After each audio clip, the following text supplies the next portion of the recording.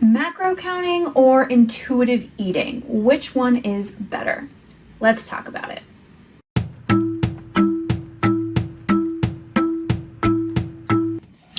All right, my friends, when it comes to the question of macros versus intuitive eating, which one is better? The answer is neither.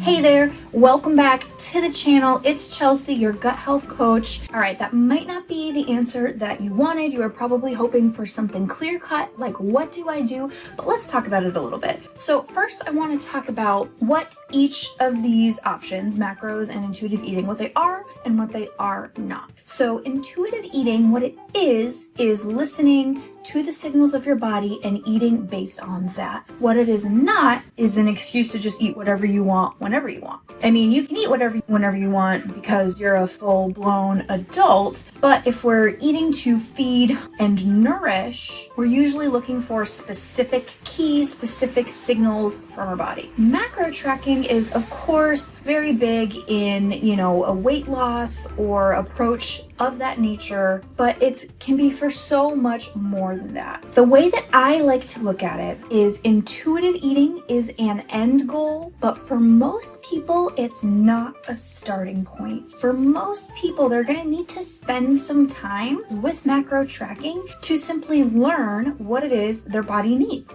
Because here's the deal, guys.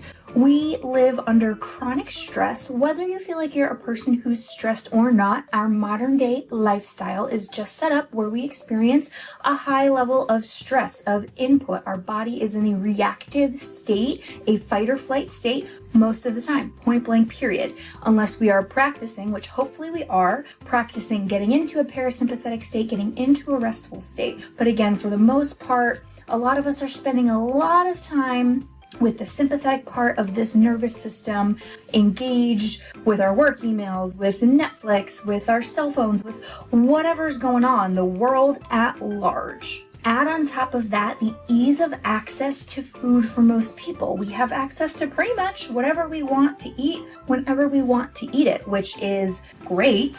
But at the same time, it creates this environmental mismatch. That's not the way our bodies evolved into the way that they work.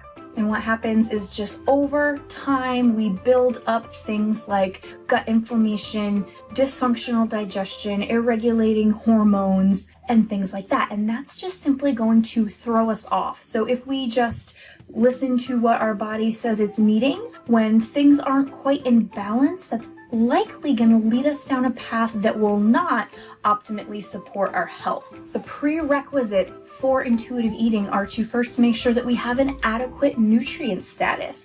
Being depleted in certain nutrients is going to cause inflammation in the body, and it's going to cause a lot of cravings. So if you're always craving certain things, especially things that aren't necessarily the most nourishing for your body, and you're trying to eat intuitively, it's going to take a lot of willpower to overcome what your body is saying it needs because it's depleted in nutrients. So what we want to do first is make sure that we give our body the nutrients that it needs through food, through supplementation, if that's appropriate. And the other thing a lot of us deal with is uneven energy highs, energy lows.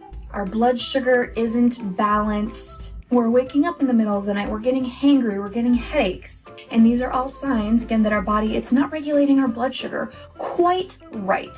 And again, in this scenario, it's tough to eat intuitively because our body, it just wants energy. So it's going to be more prone to overeating, and especially overeating less nourishing foods. So that is why I recommend macro tracking as a starting point. And ideally, and I'll link in the description below the video that I made on Macros 101. How do I get started? Where do I even start when it comes to macros? And in that video, I talk a little bit more about this exact subject. But again, what we want to do is first, we want to give our body what it needs, and we want to bring it back to balance. We want to learn what good is supposed to feel like, because the other reality is that most of us just live with these symptoms every day: headaches, out of control, hunger, energy ups and downs, bloating, skin issues, fatigue, anxiety, and we don't know what normal feels like.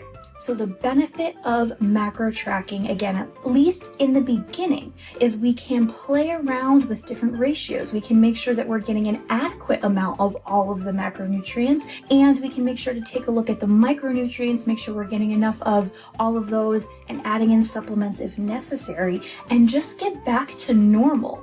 And from there, once you've been tracking for a while, you have a better idea visually of, what your plate looks like, what your plate needs to look like, what your meals need to look like for you to then feel your best.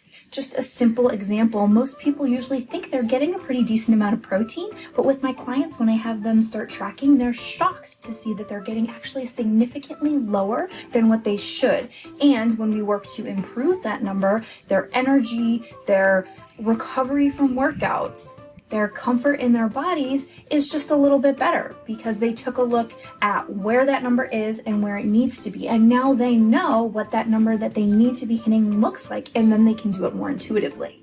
And the other reality is going to be different things work for different people. I've been in the game a long time. I've done macro tracking, I've done intuitive eating, and personally, I find that I really like to track my macros. I feel like I get a bit of a sense of satisfaction when I know that I'm, hitting the numbers that make me feel my best. But it doesn't control me to the point where I feel like I need to. I have a pretty good idea of what my meals need to look like, and I, for the most part, eat like that. And when I don't want to, I don't. But when I want to make sure I'm feeling my best, I check in, I take a look at the numbers, and I tweak anything if it needs tweaking. So both can be really, really great. It all depends on you and how you best feel supported. But my recommendation is, if things are off, if your energy's not good, if you're dealing with any type of gut inflammation, energy issues, any real health symptoms, again, for most people, macro tracking is going to be a great place to start so that you get an idea of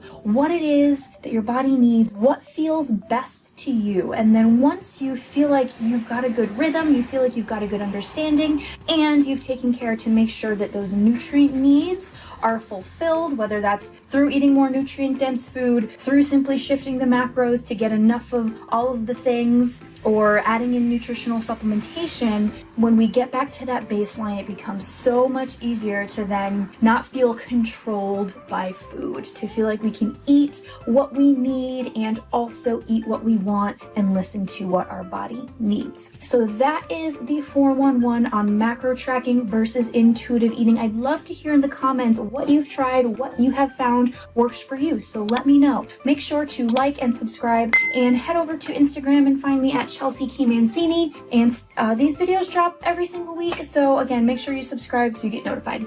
And again, down in the description below, I'll link that video on Macros 101, where do I even start? And you'll also see a quiz you can take to find out what the best starting point is for you. And you'll also see a special discount code for my course, Gut Health 101. See you next week.